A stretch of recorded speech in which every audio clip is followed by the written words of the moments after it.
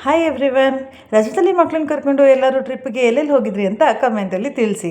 ನಾವು ಹೋಗಿದ್ದು ಗೋವಾಗೆ. ಗೋವಾದಲ್ಲಿ ನಾವು ವಿಸಿಟ್ ಮಾಡಿದ್ದು ಈ ಬಿಗ್ ಫುಟ್ ಮ್ಯೂಸಿಯಂ.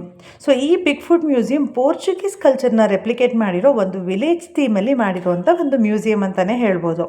ಇದು ಗೋವಾಗೆ ಒಂದು ಹೆಮ್ಮೆ ಅಂತಲೇ ಹೇಳ್ಬೋದು. ಯಾಕೆ ಅಂತಂದರೆ ಇದನ್ನು ಒಂದು ಸತಿ ನೋಡಿದ್ರೆ ಇಡೀ ಗೋವಾನೇ ಸುತ್ತಾಕೊಂಡು ಬಂದಷ್ಟು ನಾಲೆಜ್ ಸಿಗುತ್ತೆ.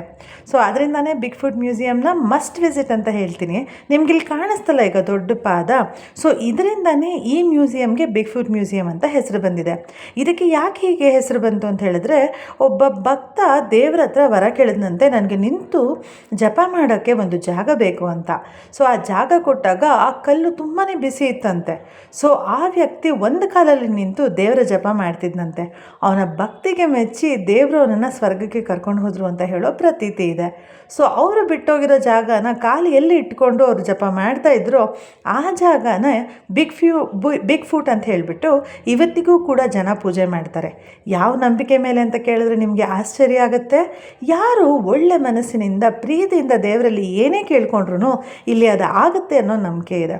ಸೊ ನೀವು ಇಷ್ಟೊತ್ತು ತನಕ ನೋಡಿದ್ರಲ್ಲ, ಒಂದು ವಿಲೇಜ್ ಅಂದಮೇಲೆ ಏನೇನಿರುತ್ತೆ, ಕಾರ್ಪೆಂಟರ್ ಇರ್ತಾರೆ, ಪ್ಲಂಬರ್ ಇರ್ತಾರೆ, ಸೊ ಪಾಟ್ ಮೇಕರ್ಸ್ ಇರ್ತಾರೆ. ಸೊ ಈ ರೀತಿ ಎಲ್ಲನೂ, ಒಂದು ಮನೆ ಆಗಿರ್ಬೋದು, ಚರ್ಚ್ ಆಗಿರ್ಬೋದು, ಟೆಂಪಲ್ ಆಗಿರ್ಬೋದು, ಎಲ್ಲದನ್ನು ಕೂಡ ಇಲ್ಲಿ ರೆಪ್ಲಿಕೇಟ್ ಮಾಡಿದ್ದಾರೆ. ತುಂಬ ಸುಂದರವಾಗಿ ತೋರಿಸಿದ್ದಾರೆ.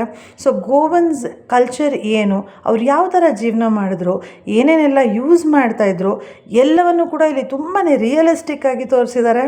ಸೊ ಎಲ್ಲದನ್ನು ಅಷ್ಟೇ ಎಷ್ಟು ಅಚ್ಚುಕಟ್ಟಾಗಿ ನೀಟಾಗಿ ತೋರಿಸಿದ್ದಾರೆ. ಮತ್ತು ಇದು ತುಂಬ ನಡಿಬೇಕು ಅಂತಲೂ ಏನಿಲ್ಲ. ಈ ಮ್ಯೂಸಿಯಮಲ್ಲಿ ಯಾರು ಹೋದರೂ ಕೂಡ ಆರಾಮಾಗಿ ಒಂದು ಹಾಫ್ ಆನ್ ಅವರಲ್ಲಿ ಕಂಪ್ಲೀಟ್ ಮ್ಯೂಸಿಯಮ್ನ ನೋಡಿಕೊಂಡು ಆಚೆ ಬರ್ಬೋದು. ಸೊ ತುಂಬ ಪ್ಲ್ಯಾನ್ ಮಾಡಿ ಚೆನ್ನಾಗಿ ಮಾಡಿದ್ದಾರೆ. ಮತ್ತು ನನಗೆ ಇನ್ನೊಂದು ಏನು ಇಷ್ಟ ಆಯಿತು ಇಲ್ಲಿ ಅಂತ ಹೇಳಿದ್ರೆ, ಒಂದೊಂದು ಪಾರ್ಟ್ ಜಾಗಕ್ಕೆ ನಾವು ಹೋದಾಗೂ ಕೂಡ ಅಲ್ಲಿ ಒಂದು ಆಡಿಯೋ ಪ್ಲೇ ಆಗುತ್ತೆ. ಆ ಆಡಿಯೋ ಆ ಜಾಗನ ಕಂಪ್ಲೀಟಾಗಿ ಎಕ್ಸ್ಪ್ಲೇನ್ ಮಾಡುತ್ತೆ. ಸೊ ಯಾರು ಕೂಡ ಬಂದು ಎಕ್ಸ್ಪ್ಲೇನ್ ಮಾಡಬೇಕಂತಿಲ್ಲ, ಆಡಿಯೋ ಕೇಳಿಸ್ಕೊಳ್ತಾ ಮುಂದೆ ಹೋಗ್ತಾ ಇರ್ಬೋದು. ಗೋವಾ ಅಂದರೆ ಬರೀ ಬೀಚ್, ಕಸಿನೋ ಅಷ್ಟೇ ಅಲ್ಲ. ಸೊ ಮಕ್ಕಳನ್ನ ಕರ್ಕೊಂಡು ಹೋದರೆ ಈ ಥರ ಮ್ಯೂಸಿಯಂ ಎಲ್ಲದನ್ನು ತೋರಿಸಿ ಅವ್ರಿಗೆ ನಮ್ಮ ಕಲ್ಚರ್ನ ಹೇಳ್ಬೋದು.